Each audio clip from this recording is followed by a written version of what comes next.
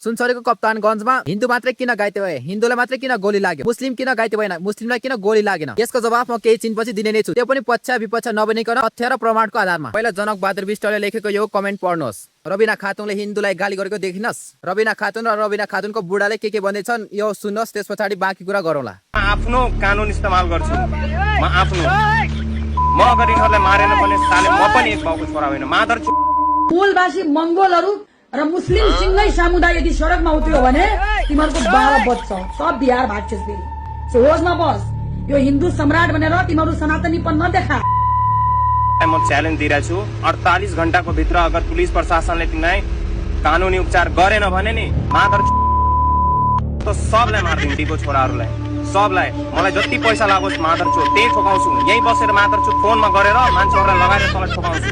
एक जनाको माथि साला 5-5, 10-10 लाख रुपियाँ लगाएर तहहरूलाई सबलाई ठोकाउँछु। रबिना खातुनले यहाँ जे बोले त्यो सब गलत बोले। त्यस बापत रबिना खातुनलाई पनि कानुनी सजाय पक्कै पनि पाउनु नै पर्छ, किनकि हिंसा भड्किनुको केही कारण भने रबिना खातुनको त्यो बनाइ पनि हो। तर त्यति मात्रै नभएर हामीले रबिना खातुनले कुन समयमा कुन स्थितिमा के कारणले बनेको हो भन्ने पनि ध्यानमा राख्नु पर्छ। आउनुहोस् बुझौँ कि रबिना खातुनले त्यो सब किन र कहिले कसरी बनेको हो भनेर। रबिना खातुन श्रम संस्कृति पार्टीको कार्यकर्ता हो। जब दुर्गा प्रसादको टिम हिन्दूवादीहरूले आर्यन राई र हर्क साम्पाङलाई आइती गरमण्डलबाट खेदे, त्यसको केही हप्ताभित्र नै फेरि जानकी मन्दिरमा हर्क साम्पाङ दर्शन गर्न जाँदाखेरि हिन्दू सम्राट सेना नामक परिचालित केही पात्रहरूले हर्क साम्पाङलाई खेदे। त्यसैको कारणले गर्दाखेरि पहिला नै राजावादी, हर्कवादी, रासपावादी, माओवादी, एमाले भन्दै सधैँ विवाद गर्ने सामाजिक सञ्जाल प्रयोगकर्ताहरू एकाएक हिन्दूवादी, किराँतवादी र मुसलमानवादी भयो। हो त्यही सन्दर्भमा रबिना खातुनले त्यो सब बनेको। मैले यति भन्दै गर्दा कतिपय साथीहरूलाई सत्य पचाउन कति गाह्रो भयो, तर धेरै गरे केही छिन अन्तिमसम्म हेर्नुहोस्। यहाँ देखाउने दाँत र भित्र चपाउने दाँत अर्कै छ, भित्री खेल अर्कै छ। अब रबिना खातुनको बुढाले बोलेको त्यो भिडियोको सन्दर्भमा केही बुझ्ने कोसिस गरौँ। सत्य कुरा बन्नु पर्दा रबिना खातुनको बुढाले हिन्दू मुसलमान बनेर त्यसरी अरूलाई काट्छु मार्छु, प्रशासनले कारबाही गरेन भने म आफै कारबाही गर्छु भनेको होइन। केही दिन अगाडिसम्म सामाजिक सञ्जालमा दुई थरीको मान्छे थियो। एक थरी हर्क साम्पाङको सपोर्टर अनि अर्को थरी दुर्गा प्रसादको सपोर्टर र राष्ट्रिय सुन्दरबाटी राजसभाको समर्थक। दुर्गा प्रसादको समर्थक बन्ने बित्तिकै हिन्दू अतिवादी बनेर बुझ्दाखेरि सजिलो हुन्छ। हो यिनै कार्यकर्ता र समर्थकहरू बीच कसको दल राम्रो, कसको दलले धेरै राम्रो काम गरेको, कसको नेता कति राम्रो भनेर सामाजिक सञ्जालमा निकै बहस हुने गर्छ। केही क्रममा केही अराजक तत्त्वहरूले जोसँग सत्य र तथ्यको आधारमा तर्क गर्ने, बहस गर्ने क्षमता हुँदैन, तिनीहरूले रबिना खातुन र रबिना खातुनको सासूको फोटोहरू निकालेर एआईबाट नाङ्गे बनाएर अश्लील शब्दहरू प्रयोग गर्दै सामाजिक सञ्जालमा पोस्ट गरेपछि रबिना खातुनको बुढाले कारबाहीको माग गरेको र कारबाही गरेन भने आफै कारबाही गर्ने भन्दै अश्लील शब्दमा छाडा बोल्दै गाली गलौज गरेको हो। त्यो पनि सबैलाई होइन, जसले त्यसरी एक चेली र एक आमाको फोटोलाई एआईको दुरुपयोग गरेर नाङ्गे बनाएर सामाजिक सञ्जालमा पोस्ट गरे। रबिना खातुनको बुढाले जे शब्दहरू प्रयोग गरे त्यो सब समाजमा असह्य छ, त्यो सब गलत छ। तर एकचोटि यसो विचार गर्नुहोस् त, एउटा सामाजिक सञ्जालको बहसकै कारणले गर्दाखेरि तपाईँको छोरी, दिदी, बहिनी, आमाको फोटो त्यसरी एआईको दुरुपयोग गरेर अश्लीलता देखाउँदै पोस्ट गरे भने तपाईँहरूलाई कस्तो लाग्छ? खैर यो कुराले यहीँ छोडौँ। नबुझेकोले बुझ्छ, बुझेर पनि बुझ पताउनलाई कहिले पनि बुझाउन सकिँदैन। हामी अगाडि बढौँ।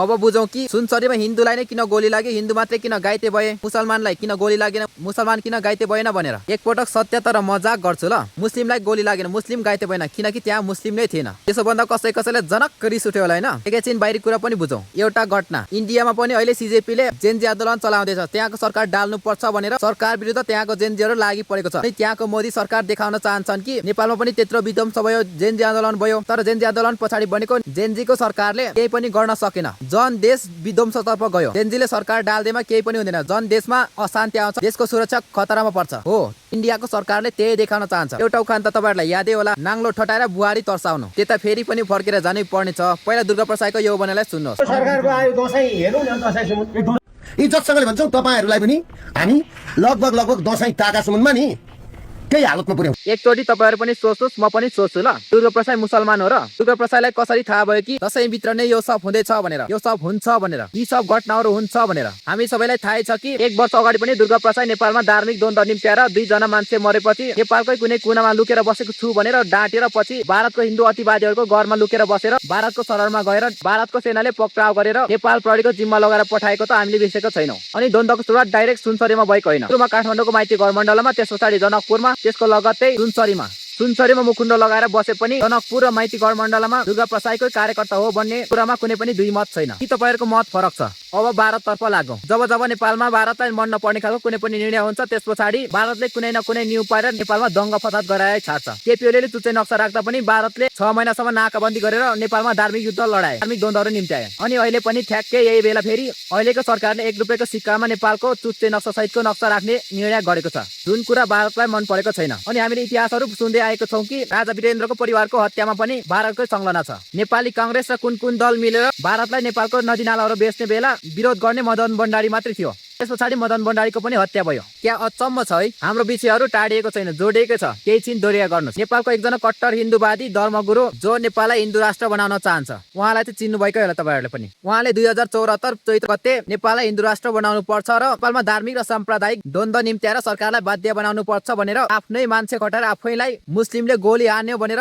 आफ्नै मान्छे लगाएर आफैलाई गोली हान्न लगाए। पछि प्रहरीले अनुसन्धान गर्दै जाँदाखेरि आफैले आफैमाथि गोली प्रहार गर्न लगाएको पुष्टि भयो र अदालतबाट सजाय पनि पायो। त्यसै गरी सुनसरीमा भएको घटना पनि सोची सम्झी सुनियोजित तरिकाले गरेको घटना हो। जसको प्लानिङ नेपालबाट मात्रै होइन भारतबाट भएको छ। मुस्लिम समुदायलाई नै घटाएको घटना पनि होइन। होइन भने सुनसरीमा घटना घटे लगत्तै यत्रो हजारौं किलोमिटर टाढा भारतीय हिन्दू अतिवादी गोदी मिडियाहरूसम्म सूचना कसरी पुग्यो कि हिन्दू समुदायका युवाहरू कहाँ जाँदैछ, कसरी जाँदैछ, केका लागि जाँदैछ, कति बेला जाँदैछ, कुन समयमा जाँदैछ, को मर्यो, कसरी मर्यो, कति घाइते भयो, यी सबै कुराहरू नेपाली भाषा नबुझ्ने डोंगी मिडियाहरूसम्म कसरी पुग्यो। यतिसम्म कि हाम्रो देशको नेपाली मेन स्ट्रिम मिडियाहरूलाई समेत घटनाको बारेमा राम्रोसँग थाहा नपाएको समयमा भारतीय गोदी मिडियाहरूले समाचार बनाएर पोस्ट गरेर त्यो समाचारलाई कपी गरेर तिनैबाट परिचालित केही नेपाली हिन्दू सम्राट सेना नामक फेसबुक पेजबाट अपलोड भइसकेको थियो। किन मैले तिनैबाट परिचालित बनेको हो भन्नुहुन्छ भने त्यो फेसबुक पेजहरू मैले राम्रोसँग निहाले। त्यो फेसबुक पेजहरूमा नेपालमा साम्प्रदायिक र धार्मिक द्वन्द्वहरू निम्त्याउने बाहेक कुनै पनि भिडियो छैन। हिन्दू मुस्लिम भन्दै धार्मिक द्वन्द्व निम्त्याउने खालको भिडियो बाहेक अरू केही पनि भेटिँदैन।